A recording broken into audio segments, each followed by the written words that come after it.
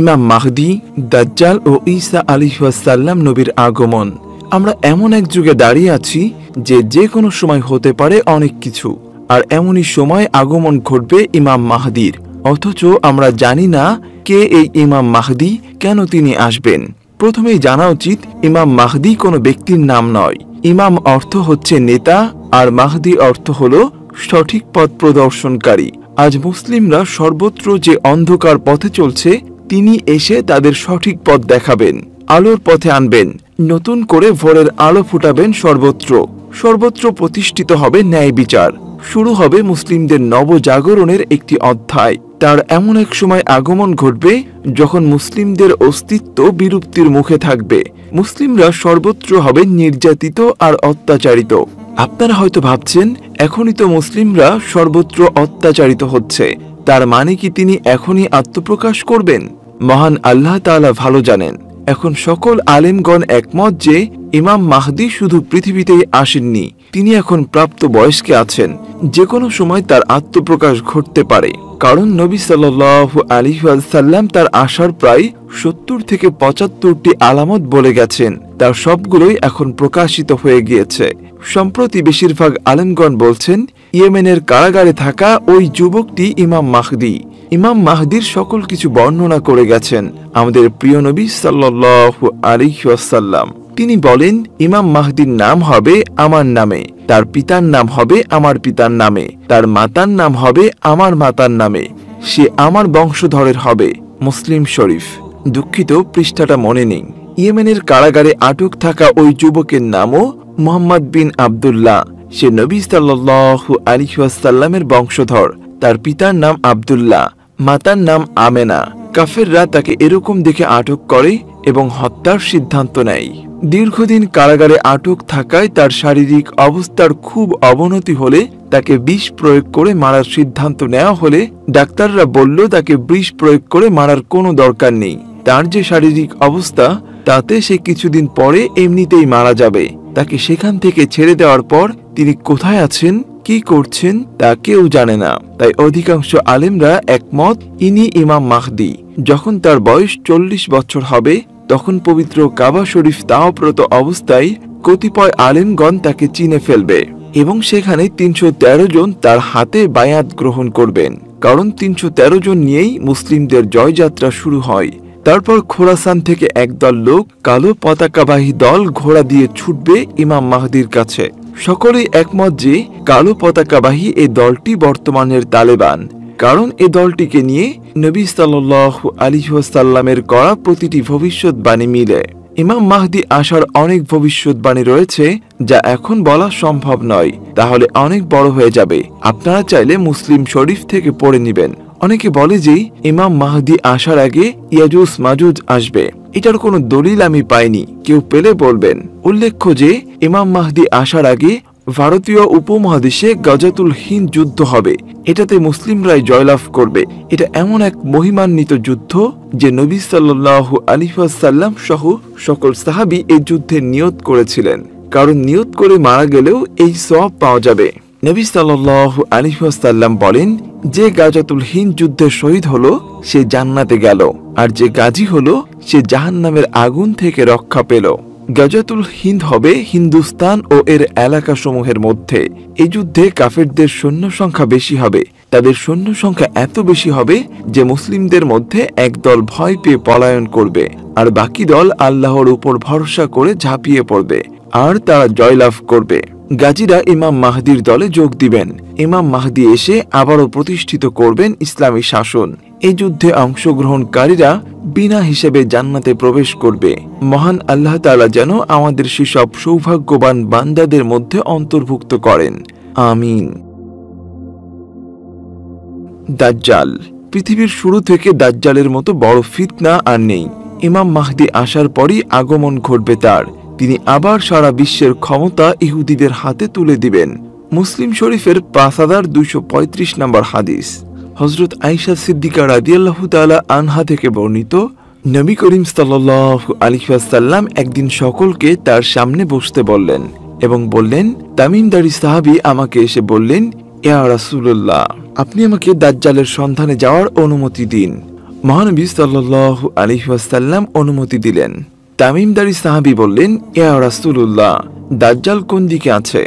নবী করিম সাল্লাল্লাহু আলাইহি ওয়াসাল্লাম বললেন, দাজ্জাল পশ্চিমেও নেই, উত্তরেও নেই, দক্ষিণেও নেই, সে আছে পূর্ব দিকে।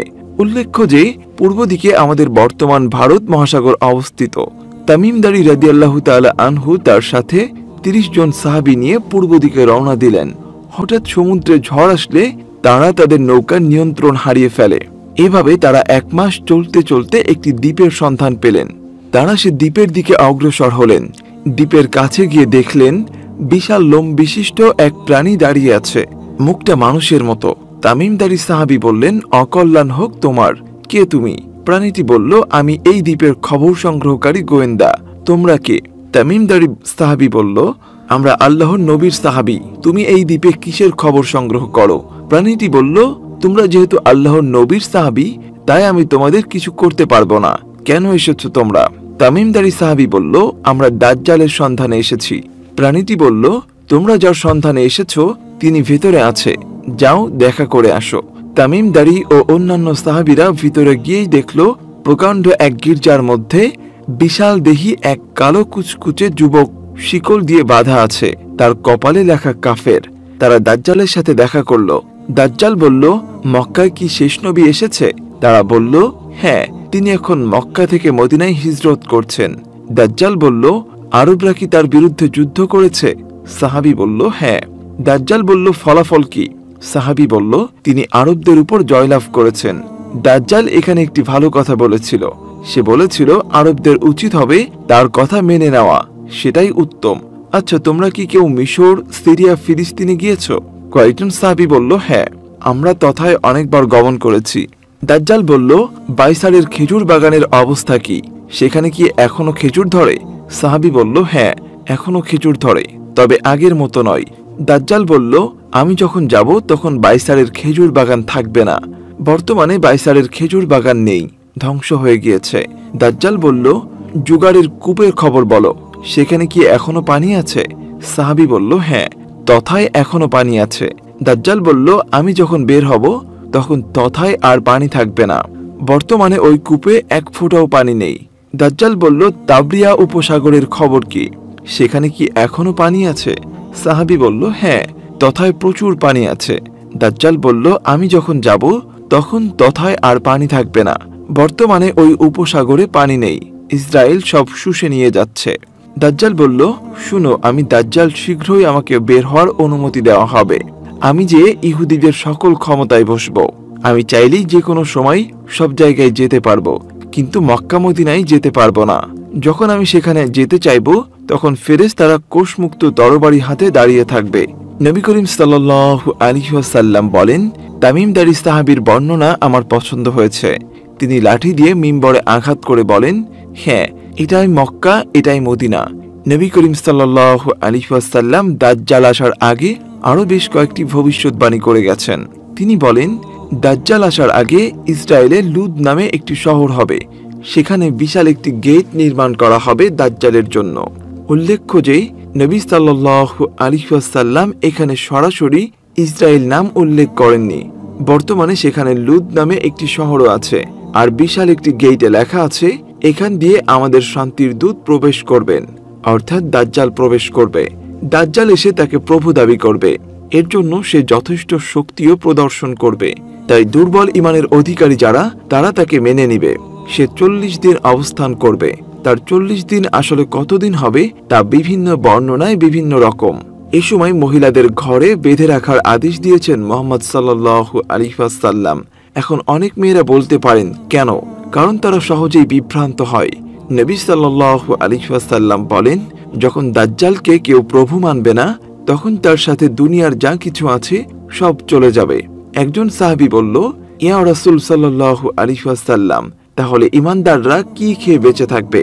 নবী করিম সাল্লাল্লাহু আলাইহি ওয়াসাল্লাম বলেন, তখন ঈমানদাররা লা ইলাহা ইল্লাল্লাহ বললেই তাদের পেট ভরে যাবে। মহান আল্লাহ তাআলা আমাদের দাজ্জালের ফিতনা হতে রক্ষা করুন, আমিন। ঈসা আলাইহিস সালাম। ইমাম মাহদীর 7ম বছরে আগমন ঘটবে ঈসা আলাইহিস সালামের। কারণ এই সময় দাজ্জাল এসে ফিতনা ছড়াবে। ইমাম মাহদী ফজরের আজানের পর নামাজ পড়ানো শুরু করবে। এমন সময় ঈসা আলাইহিস সালাম দুইজন ফেরেশতার কাঁধে ভর করে দামেস্কের সাদা গম্বুজ বিশিষ্ট মসজিদে নামবেন। বর্তমানে মসজিদটি আছে, তবে এই নিয়ে কিছু বিতর্কও রয়েছে। যা হোক, তারপর ইমাম মাহদী বলবে, হে নবী, আপনি নামাজ পড়ান। ঈসা আলাইহিস সালাম বলবে, না, আপনি পড়ান, যেহেতু একামত হয়ে গিয়েছে। তাছাড়াও আমি এখন নবী নই, আমি শেষ নবীর উম্মত। অতঃপর ইমাম মাহদী নামাজ পড়াবেন। নামাজ শেষে ইমাম মাহদী বলবেন, আপনি দাজ্জালকে হত্যা করুন, দাজ্জালের ফিতনা আমাদেরকে অতিষ্ঠ করে ফেলছে। অতঃপর ঈসা আলাইহিস সালাম বলবে, দাজ্জালকে হত্যা করার জন্যই আল্লাহ তাআলা আমাকে পাঠিয়েছেন। তারপর তিনি আল্লাহু আকবার বলে একটি ধ্বনি দিবেন, যা সকাল থেকে সন্ধ্যা পর্যন্ত সমস্ত মানুষের কানে বাজতে থাকবে। দাজ্জালও বুঝবে ঈসা আলাইহিস সালাম এসে গেছে, সে বাঁচার জন্য উপায় খুঁজবে। ঈসা আলাইহিস সালাম হাতে তরবারি নিয়ে দ্রুতগামী ঘোড়ায় সাওয়ার হয়ে দাজ্জালকে হত্যা করার জন্য ছুটবে। অতঃপর তিনি লুদ নামে ওই শহরের গেটে এসে দাজ্জালকে হত্যা করবে। পৃথিবীময় আবার শান্তি বিরাজ করবে। নবী সাল্লাল্লাহু আলাইহি ওয়াসাল্লাম বলেন, তোমরা জেনে নাও, আমি হলাম কিয়ামতের প্রথম আলামত। আর তারপর ধীরে ধীরে সমস্ত আলামতগুলো প্রকাশ পেয়ে গেছে। কুরআন শরীফের হরফ মুছে যাওয়া, পশ্চিম দিকে সূর্য ওঠা, ইয়াজুজ মাজুজ, ইমাম মাহদী, দাজ্জাল ও ঈসা আলাইহিস সালামের আগমন, শুধু এই কয়েকটি ছাড়া সমস্ত আলেমরা একমত। এখন যে অবস্থা, খুব শীঘ্রই এগুলো ঘটতে যাচ্ছে। অথচ সময়ের দ্বার প্রান্তে এসেও আমরা জানি না কে এই ইমাম মাহদী, দাজ্জালি বা কে। ঈসা আলাইহিস সালাম যেহেতু নবী ছিলেন, তাই সবাই জানবে ঈসা আলাইহিস সালাম কে। আর কতটা উদাসীন হব আমরা।